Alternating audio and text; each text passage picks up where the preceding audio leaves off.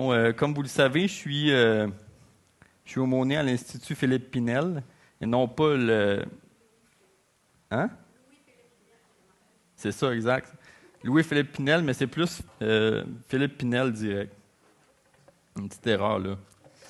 Donc, je vais commencer tout de suite. Là, 2 mois environ, j'ai fait un suivi avec un homme qui était chrétien depuis environ 10 ans. Oui, la personne est à Pinel, donc elle a un diagnostic de santé mentale, mais c'est pas là-dessus vraiment que je veux attirer votre attention. Donc, cette personne-là a donné sa vie à Jésus comme sauveur, comme Seigneur. Elle lisait la Bible. On a fait plusieurs rencontres ensemble durant 4 ans environ. Et en psychiatrie légale, les gens ne peuvent pas aller et venir comme ils veulent. Tu sais, c'est sécurisé. Donc, si les personnes veulent s'en aller pour une journée, ils doivent demander une permission. Ils doivent avoir une permission pour sortir. Donc, cette personne-là avait justement reçu une permission. Les gens peuvent aller au parc, au restaurant, à la bibliothèque, voir un ami, tout ça. Mais cette personne-là a plutôt choisi, malheureusement, d'aller dans un crack house. Donc, elle voulait passer un petit peu de bon temps là-bas, mais pas du bon temps sain, comme qu'on pourrait dire. Donc, pour vous faire l'histoire courte, la personne est retombée dans la consommation, puis elle a dû être ramenée par la police en institut, avec sur le dos même des accusations de tentative d'agression sexuelle sur une personne. Puis là, moi, je me retrouve devant cette personne-là. Je ne sais pas combien de fois est-ce qu'on a parlé de ça, que pour être disciple, il faut soumettre sa volonté à Jésus. Il y a des choses dans ta vie que tu dois enlever pour le suivre. Mais cette personne-là, il y avait des choses comme la consommation, la vie sexuelle, même les choix musicaux qui étaient beaucoup plus dans le black metal, des affaires de même. Elle ne voulait pas laisser ça. Puis elle arrive et elle me dit, là, Jérémie, on va prier ensemble. Tu sais, c'est des choses qui arrivent dans la vie. Je ne suis pas fier, mais on va prier Jésus, puis là, je vais être pardonné, puis je vais pouvoir continuer. Puis là, cette journée-là, je me souviens, j'étais comme vraiment ébranlé en dedans, là, aussi pas juste par la noirceur de ce que la personne me dit, mais aussi par la manière dont il avait réagi après. Comme une manière un peu où elle méprisait le don de la grâce. Je me sentais comme mal. C'est comme si elle voulait être chrétienne, mais sans placer Jésus sur le trône de sa vie. Puis là, mon rôle comme disciple de Jésus, moi, devant cette personne-là, c'est quoi? Hey, bravo, mon gars, man. Tu as compris la gratuité du salut. Fils bombe. Il me dit, crème, ça, c'est pas de même, ça marche. Mais toute l'expression, comme un peu à caractère cheap, comme on pourrait dire, l'expression de foi de cette personne-là, ça m'a fait penser à la critique d'un auteur et théologien que j'aime beaucoup, qui s'appelle Dietrich Bonhoeffer. Puis lui, quand il parle du salut reçu gratuitement par la foi en Jésus, il fait remarquer que pour certaines personnes, la certitude d'être comme sauvé de la colère à venir va comme justifier l'inaction, va comme valider aussi le sentiment que les gens, alors qu'ils ont donné leur vie à Jésus, qu'ils sont pardonnés, mais là, ils n'ont plus rien à faire. C'est comme c'est fini. Donc, la justification de leur péché. Mais si c'est mal compris, ça, la justification de notre péché devant Dieu, mais la réponse de notre cœur aussi, elle sera pas proportionnelle. T'sais, on ne voudra pas changer. On veut juste être pardonné, puis c'est fini. Donc, la sanctification, ça ne nous intéresse pas. Une vie d'obéissance à Dieu, ça ne nous intéresse pas non plus. Donc, un chrétien peut se sentir en sécurité par la vérité de l'Évangile, mais sans sentir le besoin de suivre Jésus. C'est ce que Dietrich Bonhoeffer appelait la cheap grace, ou en français, la grâce bon marché. Donc, ce matin, j'aimerais vous partager un petit peu quelques citations de cet homme-là pour commencer le partage. OK. La grâce bon marché est l'ennemi mortel de notre Église. Notre lutte d'aujourd'hui est pour la grâce qui coûte. La grâce bon marché signifie la grâce en tant que bien de bas prix, le pardon à prix réduit, le confort à prix réduit, le sacrement à prix réduit, la grâce comme la ressource inépuisable de l'Église, à partir duquel elle est distribuée par des mains négligentes, sans hésitation ni limite. C'est une grâce sans prix, sans frais. Il continue. La grâce bon marché prêche le pardon des péchés sans la repentance. C'est le baptême sans la discipline de la communauté. C'est le repas du Seigneur sans la confession des péchés. C'est l'absolution sans la confession personnelle. La grâce bon marché est la grâce sans être disciple, la grâce sans la croix, la grâce sans la vie. Jésus-Christ incarné. Seulement ceux qui, en suivant Jésus, laissent tout ce qu'ils ont, peuvent se tenir debout et dire qu'ils sont justifiés seulement par la grâce. Ceux-ci reconnaissent l'appel à être disciples comme étant en soi une grâce, et la grâce comme un appel. Mais ceux qui veulent se servir de cette grâce comme une excuse pour ne pas s'engager à la suite de Jésus se trompent eux-mêmes. Je ne sais pas si vous êtes d'accord, mais c'est quand même un peu intense comme citation. T'as-tu... OK, t'es déjà rendu là. Moi, ça me bouscule, en tout cas, quand je lis des critiques comme ça. Puis je vous mentirais aussi si je vous dirais que c'est les seules fois que je rencontre quelqu'un qui veut avoir le pardon, mais qui ne veut pas suivre Jésus. Il y en a plein. Là. J'en rencontre toutes les semaines des gens comme ça. Ça va s'exprimer de différentes façons, mais ça reste tout le temps la même affaire. Le pardon sans la vie de disciple. Donc là, je sais qu'il y en a peut-être qui se disent en ce moment « Hey, le gars, il est fou. Là. Il a critiqué la doctrine de la justification par la foi. » Mais juste vous dire, rassurez-vous, OK? Je crois à la justification par la foi. Mais ce que je critique ce matin, c'est la mauvaise utilisation de cette doctrine-là, qui est vraie et qui est un fondement du protestantisme. Je critique le sentiment d'être en sécurité sans pourtant se sentir appelé à suivre le Maître, sans pour autant le désir de plaire à Jésus par notre vie. Puis, vous allez être d'accord aussi, mais le niveau d'engagement dans la société, il est un peu à la baisse. On va le voir de différentes façons, mais dans les mariages, bon, les couples se désengagent facilement, ils vont se divorcer, ils ne vont pas travailler sur eux-mêmes. Mais on le voit aussi pour tout le monde là, dans les relations au travail. Tu as un patron qui est très exigeant, mais qui ne se soucie pas, par exemple, de ses employés. Ou tu as les employés qui envoient suer le boss aussitôt qu'il se passe une affaire. Ils vont te texter « Moi, je ne reviens plus à ce travail-là. » L'engagement, il est vraiment à la baisse. Mais ce que j'aimerais vous inviter à prendre conscience ce matin, c'est que dans l'Église, ça ne doit pas être le cas. Notre engagement envers Jésus doit toujours rester fort, doit toujours rester solide.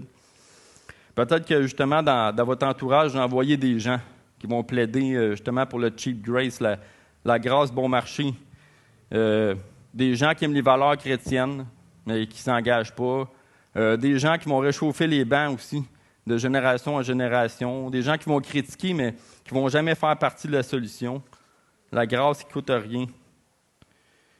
C'est pas sur un ton moralisateur ou légaliste que je veux vous partager ça ce matin, mais c'est parce que je suis convaincu que si tu dis oui au pardon de Jésus, mais que tu dis non à la vie de disciple, à la vie d'obéissance, en fait, tu es en train de passer à côté du désir de Dieu pour ta vie. Tu es en train de passer à côté de la raison pour laquelle Dieu t'a créé. Puis là, je ne suis pas parfait. Tout le monde qui me connaisse moindrement vont le savoir, là. Mais j'aimerais garder mon cœur reconnaissant de cette grâce-là que j'ai reçue. C'est vraiment important pour suivre Dieu librement. Ça nous conduit aussi à nous questionner de temps en temps sur notre engagement, le niveau de notre engagement. C'est quoi? Au niveau personnel, c'est-à-dire au-delà des apparences de ma vie, de ce que je dégage. Est-ce qu'il y a des allégeances dans ma vie? Est-ce qu'il y a une hiérarchisation de priorités qu'il n'y a pas à faire là? Est-ce que je tolère, en d'autres mots, est-ce que je tolère le cheap dans ma vie? Je ne veux pas prendre le don de Dieu à la légère. Puis comment je peux accompagner une personne au niveau de la mission? Comment je peux accompagner une personne en lui présentant toute la grâce de Jésus, mais en même temps être vrai avec elle, de dire, tu reçois la grâce, tu reçois le pardon, tu reçois la joie, tu reçois la paix, mais il y a quelque chose d'autre que tu dois faire après. Tu dois laisser ta vie puis le suivre. Donc, c'est pour ça que j'ai choisi le titre pour ce matin, « Fidèle disciple ou représentant du cheap grace ou la grâce bon marché ». La seule réponse de notre part qui soit digne de la grandeur de la grâce que nous avons reçue de Dieu est une vie consacrée à suivre le Maître. Ne plaidons pas pour une grâce bon marché, mais plutôt disposons-nous à suivre le Maître. Donc ce matin, j'aimerais vous partager une petite réflexion chrétienne sur l'art d'être un disciple, mais sans aller dans la grâce bon marché, plutôt en essayant de suivre le Maître, de rencontrer aussi toutes les exigences qui viennent avec le fait d'être disciple. Donc, l'importance de suivre un Maître. Qu'est-ce que ça signifie suivre Jésus? Quelle qualité est-ce qu'on va rencontrer chez un disciple authentique de Jésus? Donc, c'est des questions que j'aimerais qu'on réponde ce matin. Notre texte de base, c'est Luc 9, 51-56. Mais avant ça, j'aimerais vous parler un petit peu de notre bonhomme, là, Dietrich Bonhoeffer. L'image est déjà affichée à l'écran. Donc, Bonhoeffer, il est né en 1906 dans une famille allemande bourgeoise. Son père, c'est un neurologue et psychiatre. Sa mère, c'est une institutrice d'école. Donc, il a reçu vraiment une bonne éducation. D'ailleurs, il était vraiment intelligent. Il a obtenu son doctorat en théologie à l'âge de 24 ans, le gars, là. C'est vraiment comme... c'est un méchant brain. Il a vécu en Allemagne, à Berlin, après la Première Guerre mondiale, donc durant comme l'ascension là, du régime nazi, avec Hitler à sa tête. Donc l'idéologie nazie, c'est justement que l'être humain est classifié selon sa pureté, selon ses origines ethniques. Donc évidemment, Bonhoeffer trouvait ça anti-biblique, puis ça l'est d'ailleurs, là. Donc, au début de son ministère, il a prêché sans mâcher ses mots dans des églises qui sont vraiment en vue en Allemagne à cause de son statut universitaire. Étant donné qu'il réussissait énormément bien au niveau académique, bien là, lui, il faisait partie justement de cette élite-là allemande. Ses prédications étaient toujours pacifistes, mais étaient toujours en même temps axées sur la réalité. On va le nommer aujourd'hui, Bonhoeffer, le théologien de la réalité, parce que pour lui, la foi d'une personne doit nécessairement être testée dans la réalité. Si c'est jamais testé et confirmé même dans la réalité, pour lui, la personne n'a simplement pas la foi, là. Donc, lorsque Pierre a reçu l'appel de Jésus, il a fait une action extérieure qui a démontré quelque chose qui se passait à l'intérieur. Donc, quand Jésus l'a appelé, il l'a suivi, il a laissé ses filets, puis il est parti. La même chose avec Lévi, qui a dit qu'il a laissé ses affaires à la table de péage, puis il a suivi Jésus. Donc, toujours quelque chose d'extérieur qui doit démontrer ce qui se passe à l'intérieur. Tout au long de sa vie, Bonhoeffer a écrit plusieurs livres. Il a fait plein de prédications, mais c'était toujours pour insister l'Église allemande à s'opposer à Hitler, à s'opposer au régime nazi, à dire oui à Jésus comme le seul maître de leur vie, mais à dire non à Hitler en même temps, puis à l'idéologie nazie. Tu ne peux pas avoir deux maîtres. Tu ne peux pas avoir comme l'idéologie qu'il y a des classes sociales, puis c'est ça qui détermine la pureté d'une personne, puis en même temps être disciple de Jésus. Ça ne marche pas, ces deux affaires-là, c'est incompatible.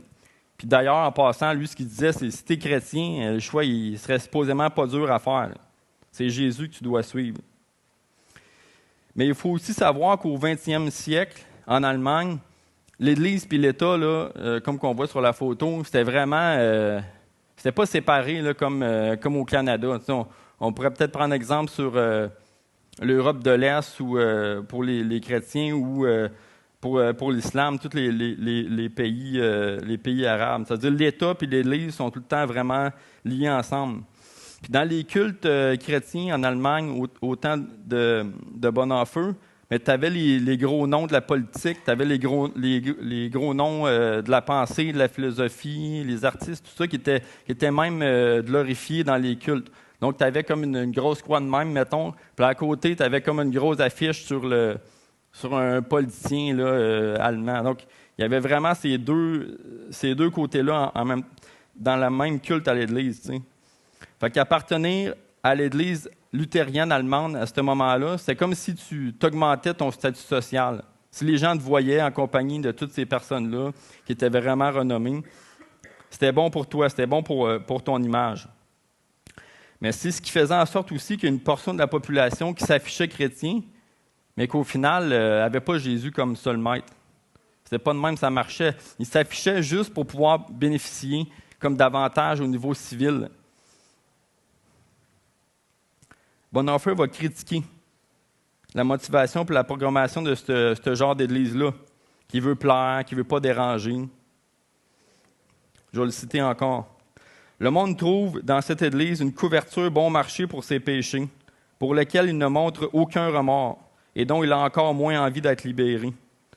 L'Église déverse des rivières de grâce sur les gens, mais l'appel qu'elle lance aux gens pour suivre Jésus se fait rarement entendre.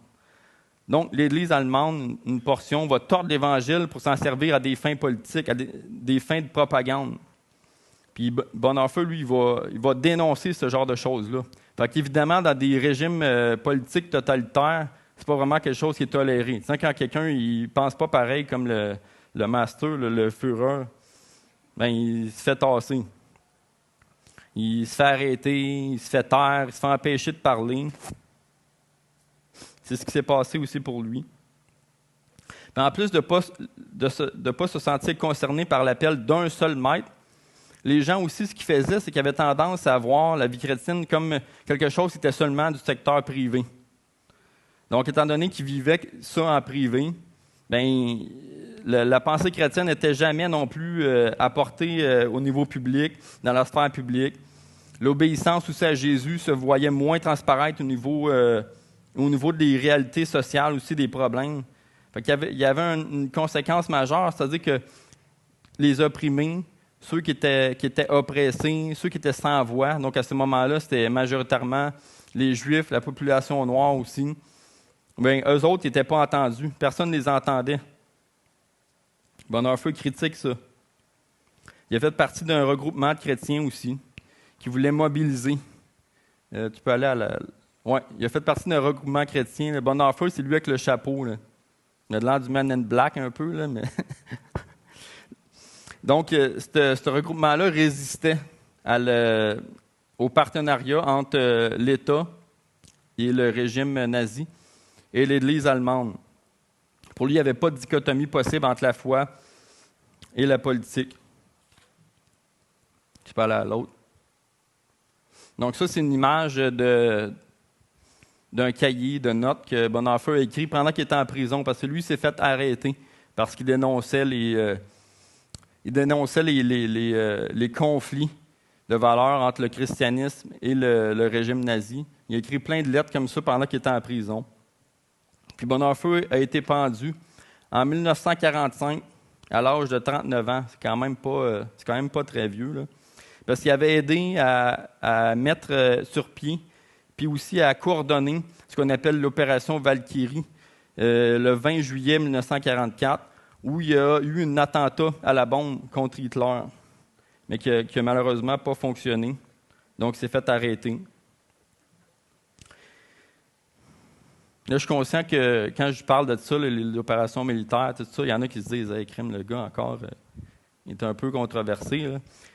Un chrétien, est-ce que ça peut servir dans l'armée? La Bible dit tu ne tueras point. Est-ce qu'un chef de famille peut défendre sa famille s'il y a des intrus, etc.? Est-ce qu'on peut faire cesser les gestes d'agression, d'oppression, ou est-ce que c'est tout de suite catégorisé non chrétien? Je ne peux pas vraiment en parler là, ça sera plus le sujet d'une autre prédication, mais c'est sûr que le royaume de Dieu ne peut jamais être promu par la violence, ne peut jamais être défendu par la violence, par les armes. Ça, c'est Jésus l'a clairement dit aussi. Donc, je vais fermer la parenthèse. Donc, Bonhoeffer était entièrement d'accord avec la gratuité du salut dans la personne et l'œuvre de Jésus. Mais pour lui, un chrétien, quelqu'un qui se disait chrétien, il ne pouvait pas rester sans action, sans œuvre. C'était impossible pour lui. Donc, être totalement pardonné ne faisait pas en sorte que tu étais comme totalement libre de faire ce que tu voulais. Tu devais suivre Jésus. Puis pour lui, si Jésus avait été présent là, durant tout l'épisode de la guerre, Jésus se serait dressé contre cette idéologie-là. Il n'aurait pas toléré ça, des choses de même. Mais pourquoi l'Église allemande n'a rien fait? Ça, c'est sa question, c'est sa critique. Puis pour lui, une des raisons qui a permis au régime nazi de prendre de l'ampleur et de se propager autant dans toute l'Europe, c'est ça, c'est la manière que l'Église voyait le contenu ou l'expression d'un disciple de Jésus. L'Église est restée silencieuse, l'Église est restée privée. C'est quelque chose quand même parce qu'il y avait environ 15 000 pasteurs dans cette section-là de l'Europe. Puis c'est des pasteurs protestants là, qui étaient sauvés par Jésus, qui croyaient en l'Évangile et tout ça. Il y en a juste 3 000 qui se sont clairement affichés contre le régime nazi. C'est quand même pas beaucoup, là. Donc Bonhoeffer a critiqué ça. Et là, je ne suis pas en train de dire que l'Église québécoise évangélique est tellement molle qu'elle va permettre des affaires, des horreurs comme ça, comme le Reich. C'est pas ça pantoute que je veux dire ce matin. Je ne suis pas non plus en train de vous appeler comme à une désobéissance civile. Là. Prenez-le pas de cette façon-là non plus. Mais ce que je veux faire, c'est que je veux utiliser l'histoire comme pour nous inspirer, pour nous inciter comme à revoir notre niveau d'engagement, le niveau d'engagement qu'on a envers Jésus. Bonhoeffer dit « La seule réponse de notre part qui soit digne de la grandeur de la grâce que nous avons reçue de Dieu est une vie consacrée à suivre le Maître. » Je pense que c'est la même chose aujourd'hui aussi. Si les chrétiens d'aujourd'hui ne prennent pas au sérieux les enjeux de la société, mais qui va le faire? C'est-à-dire, si on faisait un exercice ce matin et qu'on prenait le temps de réfléchir à toutes les vérités bibliques en ce moment qui sont écrasées dans la société, qui sont oppressées, qui sont mises sous silence, qu'est-ce qu'on dirait? Je vais vous en nommer quelques-unes, mais forcément, vous en avez d'autres. L'engagement pour la vie du mariage entre un homme et une femme.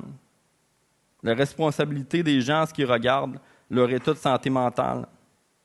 Le danger réel des pratiques ésotériques et occultes dans la vie d'une personne.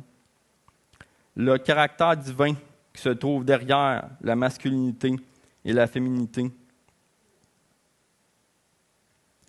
Pour s'opposer à ces choses-là dans la société, ça ne suffit pas d'être juste pardonné. C'est comme on est pardonné, puis après. Quand on reçoit le salut en Jésus par la foi, qui est un don, qui est une grâce, c'est pas comme une invitation à s'asseoir sur un lazy boy. C'est plus une invitation à répondre à Jésus quand il nous dit « Suis-moi ». Qu'est-ce que ça signifie suivre Jésus? C'est quoi les qualités qu'on retrouve chez un disciple de Jésus? Comment est-ce qu'on le fait tout court? Là? J'aimerais qu'on puisse regarder ce matin au passage de Luc 9, 51-56. J'espère que ça va pouvoir aussi nous inciter comme à donner de la valeur à la grâce qu'on a reçue pour nous mettre nous-mêmes aussi en action.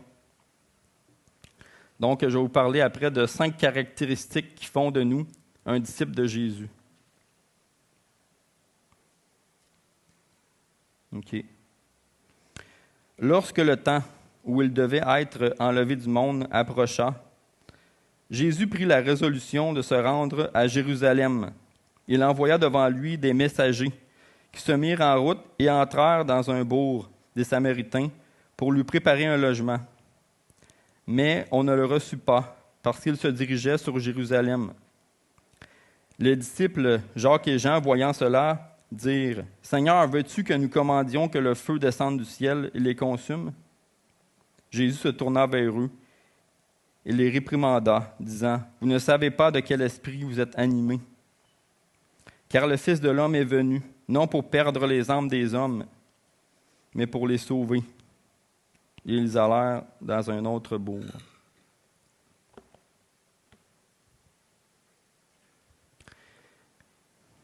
Jésus prépare son départ. Oh, tu peux switcher à l'autre. Oui. Jésus prépare son départ et ses disciples. Donc, Jésus est aligné avec la pensée de Dieu. Il connaît sa mission sur terre. Il connaît l'étendue aussi de son sacrifice sur la croix. On a parlé un petit peu avec Jocelyn là, quand il parlait du plan Bob et du niveau dans l'Église. Mais aussi, il sait aussi parallèlement à ça que son heure approche bientôt. Tu sais, qu'il va entrer dans sa passion, qu'il va entrer comme dans la mort, qu'il va être ressuscité, après ça, qu'il va être élevé au ciel dans la gloire. À la croix, il y a eu la victoire sur le péché, il y a eu la victoire sur la mort également. Mais il veut préparer la relève. Qui va annoncer aussi la bonne nouvelle qui vient juste de se passer à la croix? Ça, c'est les disciples.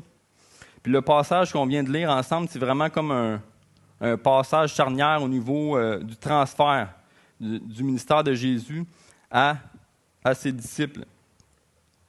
Puis une des manières dont l'évangile de Luc, l'évangéliste Luc va s'y prendre pour mettre l'accent sur ce transfert-là entre Jésus et ses disciples, c'est qu'il va beaucoup utiliser le duo Élie et Élisée.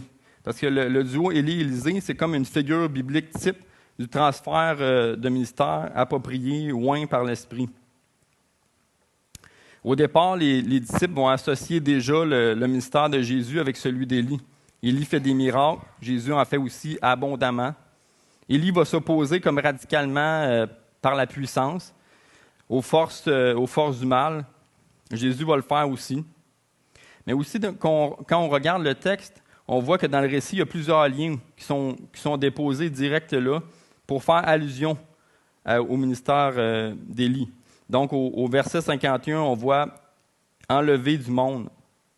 Donc, c'est après l'ascension d'Élie que Élisée va recevoir l'onction du Saint-Esprit pour continuer le ministère qu'Élie avait déjà commencé. C'est aussi après l'ascension de Jésus que les disciples vont recevoir l'Esprit Saint, qui lui-même va les conduire dans le ministère.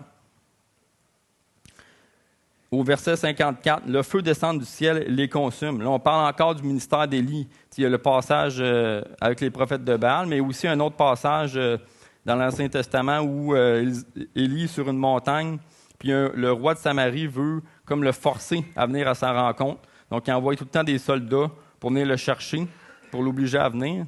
Puis l'ange de l'Éternel il va toutes les détruire par le feu. Jésus, lui, par contre, ne va pas faire ça. Il n'est pas venu pour détruire, il est venu pour sauver.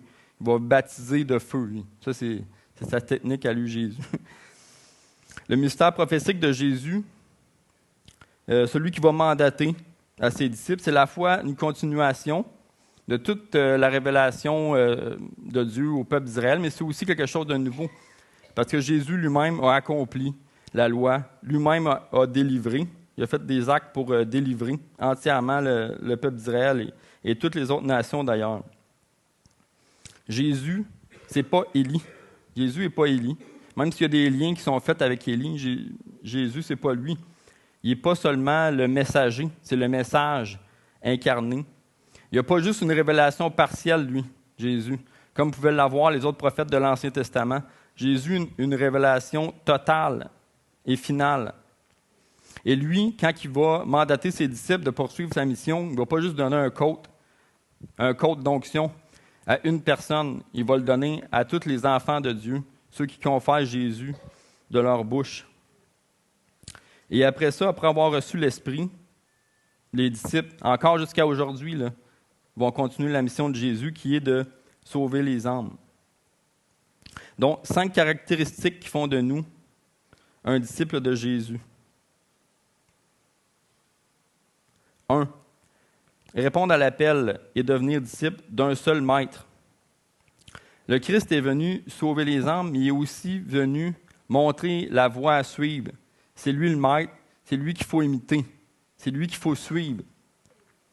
Bonhoeffer disait « Un christianisme sans Jésus-Christ incarné demeure un disciple sans formation de disciple, et un christianisme sans disciple est toujours un christianisme sans Jésus. »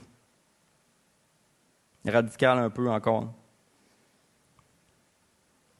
Jésus veut préparer la relève, donc il veut former ses 12 disciples pour qu'eux autres puissent continuer la mission que lui a faite sur la terre. Mais il ne va pas le faire de n'importe quelle façon. Il va lui-même se donner en exemple pour que les disciples regardent à lui, puis qu'après ça, ils puissent eux-mêmes faire d'autres disciples, former d'autres disciples. C'est un peu comme ça que ça marche. C'est-à-dire, si tu veux une relève, il y a des gens ici qui ont des business ou, je sais pas, là. Mais si tu veux une relève, là, c'est sûr qu'il faut que tu formes la relève. Là. Sinon, la relève ne va pas arriver d'elle-même.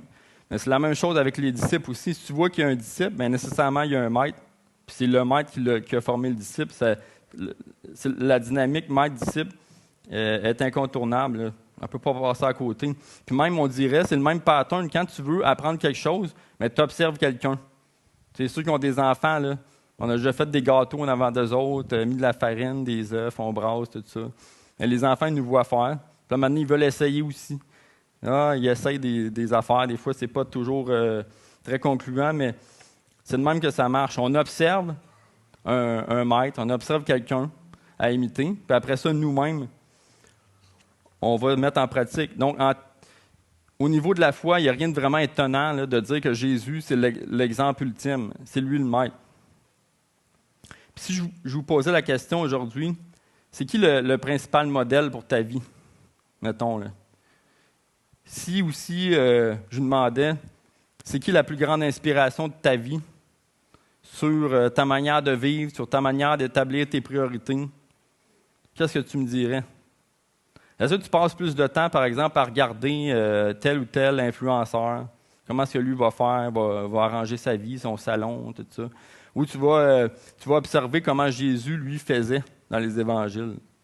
C'est qui ton modèle? Parce qu'on n'en parle pas tant souvent, mais le modèle que tu vas suivre pour ta vie, ton inspiration, à quelque part, c'est un reflet de toi-même.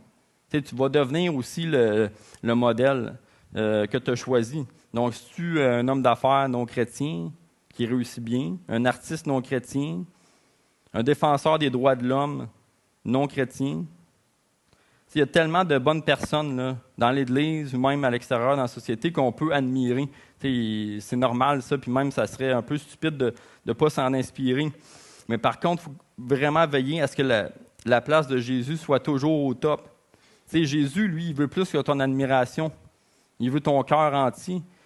Puis non seulement il veut ton cœur, mais il veut que ton cœur soit toujours comme dans l'adoration. C'est ce que Jésus veut. Donc, l'appel à être disciple, c'est l'engagement unique envers une personne. C'est la personne de Jésus. Et 2, être en mouvement en suivant le Maître. Jésus, c'est le Maître par excellence. C'est lui que nous devons imiter. C'est lui que nous devons suivre. Dans notre texte, il y a plein de verbes qui font référence au mouvement. Il se rendre à, se mettre en route, entrer dans, se diriger vers, etc. Mais pour suivre Jésus, ce que l'évangéliste Luc essaie de mettre l'accent, c'est qu'on a besoin d'être en trajet. On a besoin d'être en train de marcher. On a besoin d'être en mouvement. Donc, là où Jésus va, ses disciples le suivent. Ils obéissent à sa voix, puis ils participent aussi de plus en plus à sa mission, le transfert de ministère, comme j'ai parlé tantôt. Donc, on n'a pas vraiment d'indication précise dans quelle ville il était, il se rendait où exactement. C'est juste dans un bourg. Après ça, ils s'en vont dans un autre bourg. Donc, le lieu où les gens sont, on s'en fout un peu. C'est pas ça qui est important. Mais c'est vraiment avec qui les disciples se tiennent, avec qui ils sont en route. Peut-être que toi, tu es assis là, tu te dis, moi, j'ai l'impression un peu d'être arrêté. Tu parles de mouvement un peu là, depuis tantôt, mais j'ai l'impression d'être un peu arrêté ou j'ai l'impression que je commence à être un peu loin. Là. Je prends un peu de distance de Jésus qui marche devant moi. Peut-être que tu as aussi une distraction dans ta vie, quelque chose que tu trouvais plus intéressant que de suivre le Maître. Mais il n'est jamais trop tard pour le réaliser, ça. C'est bon que vous le réalisiez. Puis quand vous le réalisez, vous faites quoi après? Bien, vous regardez, il est où le Maître? Puis c'est là que vous mettez après ça comme à faire un petit sprint. Là. Tu sais, comme un enfant un peu qui regarde un papillon. Là. Quand tu marches, nous autres, on a des enfants, puis je me souviens des marches qu'on prenait, puis là, tout d'un coup, hein, il est rendu où, lui? Tu regardes en arrière, puis là, il regarde un petit papillon en arrière. Viens-t'en, Jeanne.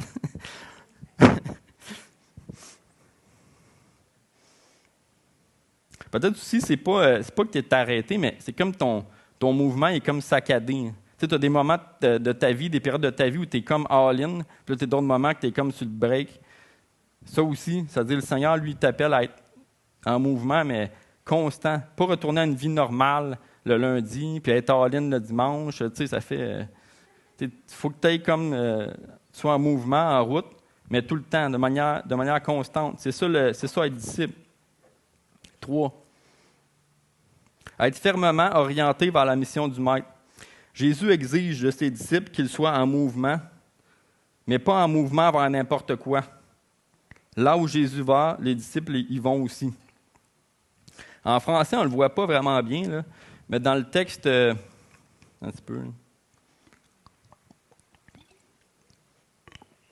Dans le texte grec, on fait l'appel à l'expression « sa face ».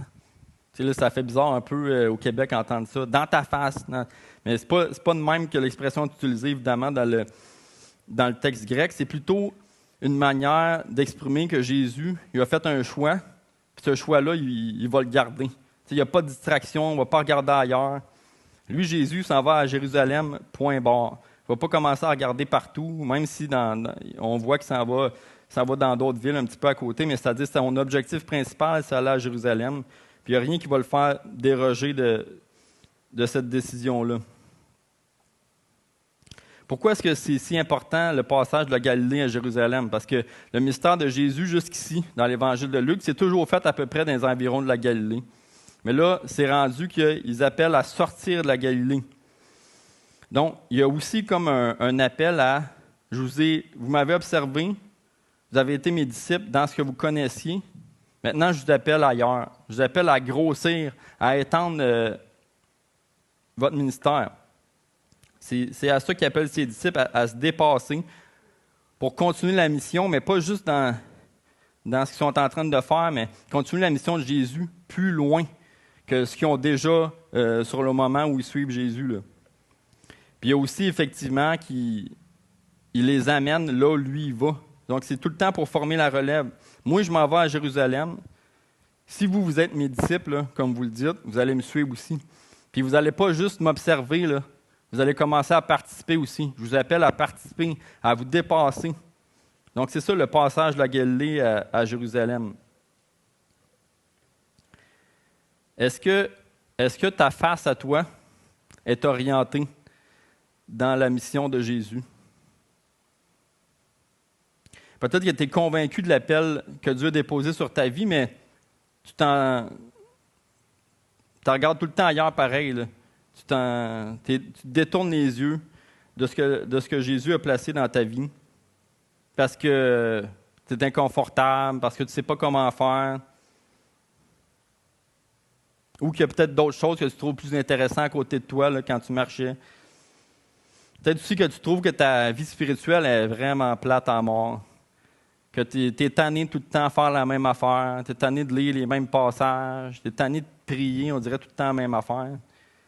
Mais peut-être que ce matin, c'est parce que tu es encore en Galilée. Peut-être que toi, tu es encore en Galilée pendant que Jésus lui, est rendu à Jérusalem. Donc encore là, surréalise ça. Qu'est-ce que tu fais? Tu changes de cap et tu vas la rejoindre. Jérémie, c'est pas bien concret ton affaire. Un matin, tu nous parles de suivre Jésus. Il est où Jésus? Tu nous parles de mouvement, entrer dans le ministère de Jésus. Je ne sais pas trop comment faire ça. Là tu as juste parlé de bon enfeu et des affaires de nazis. Puis moi, ça me rejoint pas vraiment. Bien, déjà c'est de lire la Bible pour voir c'est quoi les commandements. C'est quoi les commandements de Dieu. Celui qui m'aime garde mes commandements. Ça, c'est une manière comme d'aller à Jérusalem, d'entrer dans ce que Jésus avait comme mission. Mais encore plus pointu, peut-être, c'est vers quoi ton cœur est attiré. Puis là, je ne parle pas de quelqu'un qui est attiré vers tout le temps n'importe quoi, là, qui change de projet, qui fait une petite affaire ici, là, il s'en va ailleurs, fait une petite affaire. Je parle de...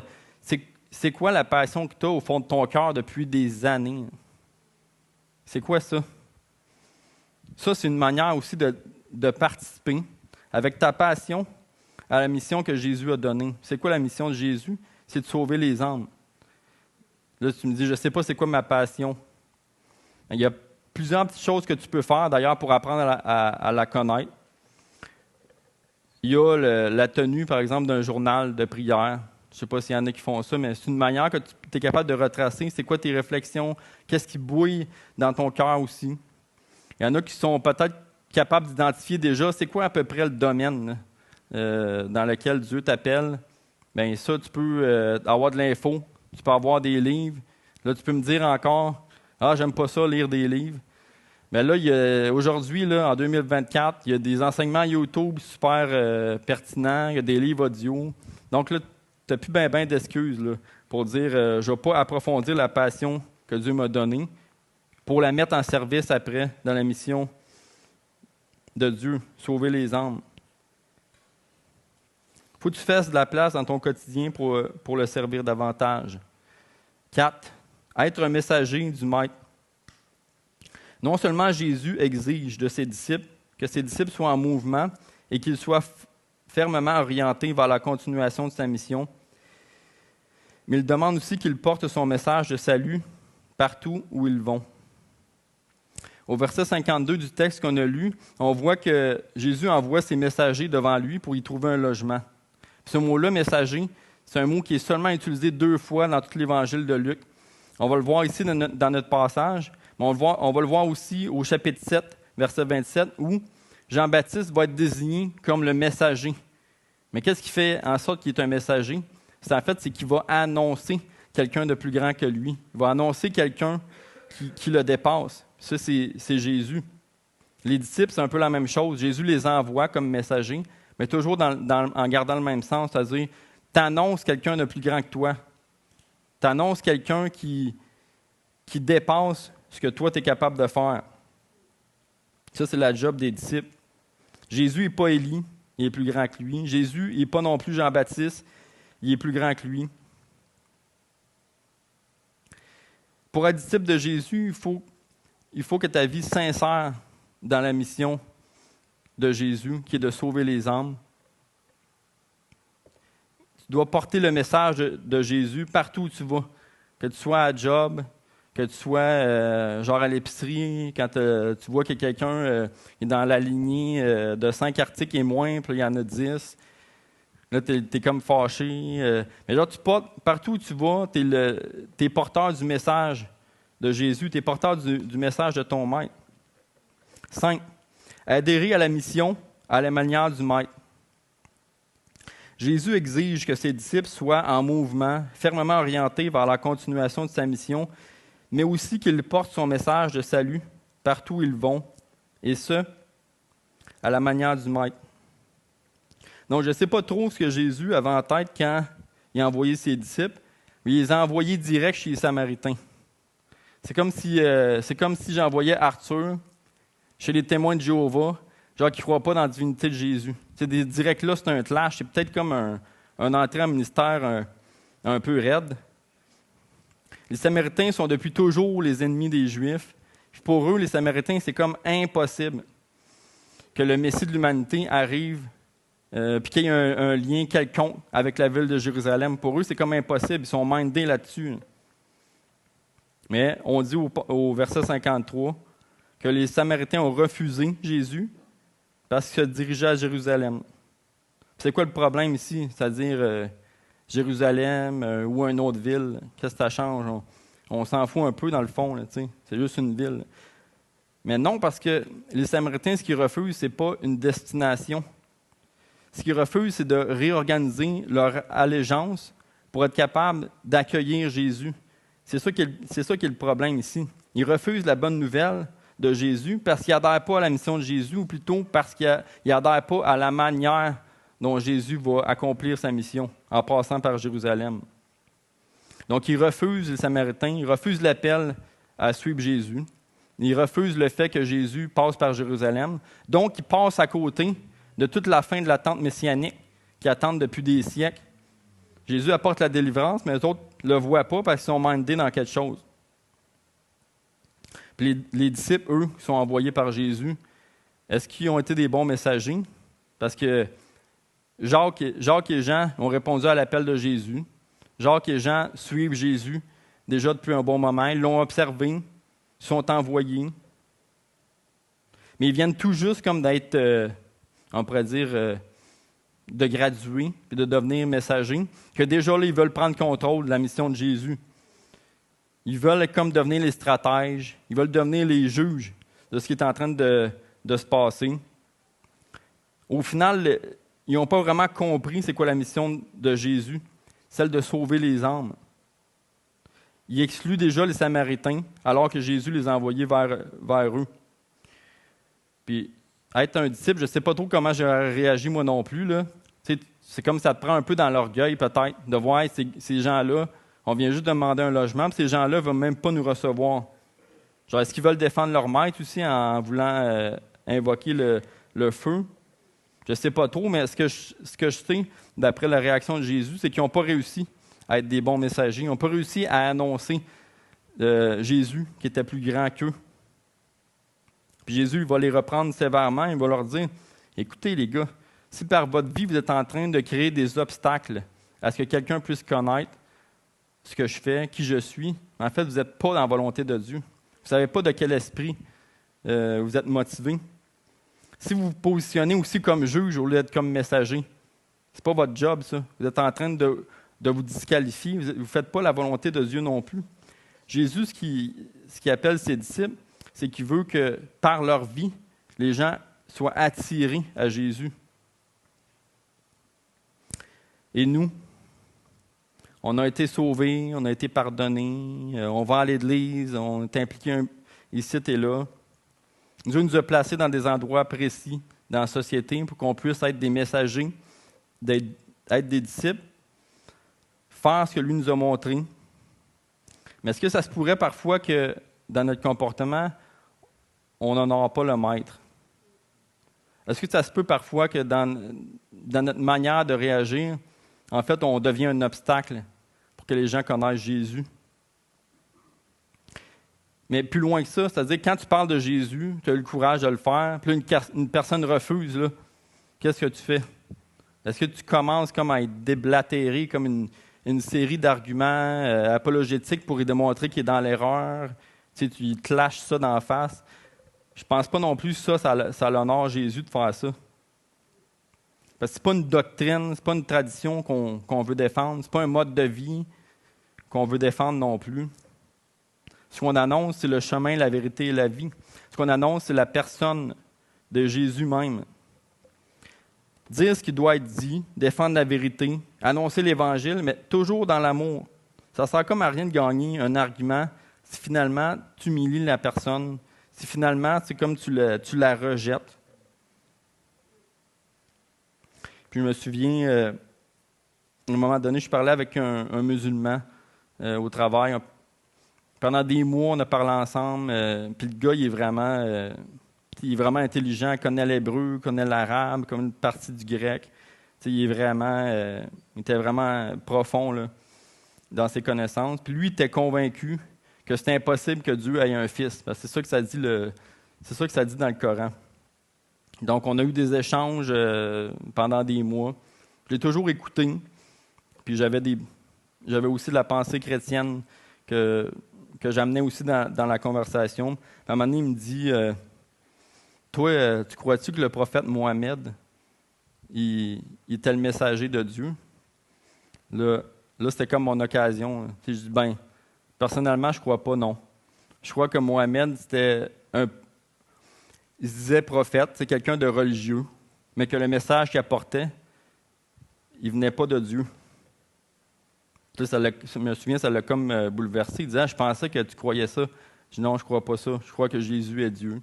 Puis je crois que juste par lui qu'on peut être sauvé. Puis cette personne-là, au final, elle s'est convertie. Donc, j'imagine si j'aurais commencé comme à y donner plein de tracts sur l'apologétique. Voici pourquoi Jésus, c'est pleinement Dieu, pleinement homme. Puis, il y en a plein d'affaires, des approches de même que tu peux trouver sur Internet. Encore là, c'est comme se mâcher d'en face. Mais ça, c'est pas la manière du Seigneur de faire ça. Genre, c'est comme je défends quoi là, quand je fais ça? Je défends mon ego. Genre, je trouve ça poche comme que mes arguments n'ont pas été attendus, qu'il n'a pas gagné. Mais c'est pas la manière du maître. J'inviterai l'équipe de louange à revenir, s'il vous plaît.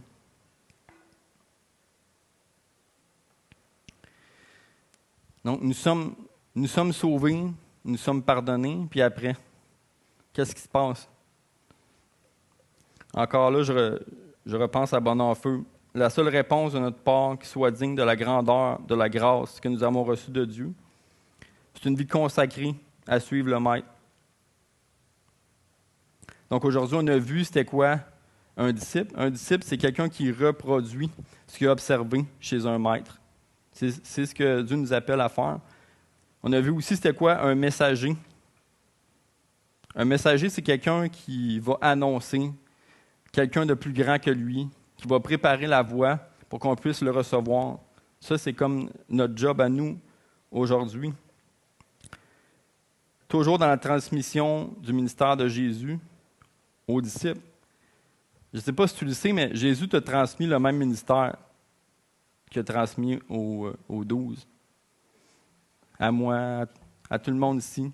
Puis on a aussi l'onction du Saint-Esprit, toujours avec nous, pour nous accompagner dans cette mission-là, de sauver les âmes. Les 5 caractéristiques: répondre à l'appel et devenir disciple d'un seul maître, être en mouvement suivant le maître, être fermement orienté vers la mission du maître, être un messager du maître, adhérer à la mission à la manière du maître.